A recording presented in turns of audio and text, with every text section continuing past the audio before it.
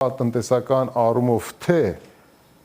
Իրանի կողմից տրամադրող տրանսպորտային հանգույցները Հայաստանի տնտեսության առումով որևէ նշանակություն չունեն եւ ընդհանրապես մենք չգիտենք ինչ պետք է ձեռք բերենք եւ ինչ ենք կորցնում։ Հետեւաբար այս իրադարձությունը որ տնտեսական խաչմերուկից դուրս եք մնում։ Տնտեսական խաչմերուկից մենք դուրս այսպես թե այնպես դուրս էինք մնալու, որովհետեւ այդ ճանապարհը որ տրամադրվելու էր, դրա անունը կդնես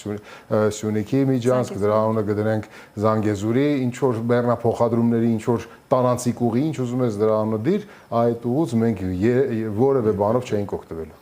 Իրանի նախագահի այցը Ադրբեջան, ինչպես կանխատեսվում էր, Բաքուն փորձեց ներկայացնել հակահայկական ուղղվածությամբ, բայց եւ Իրանի այս քայլը շատերն ընկալեցին որպես Սյունիքի Միջանցքի գաղափարի խեղդում, պարոն Գասպարյան։ Իրականում այս ճանապարհը այլընտրանքն է Սյունիքի Միջանցքի, թե Իրանը ունի ռազմավարական այլ նպատակներ։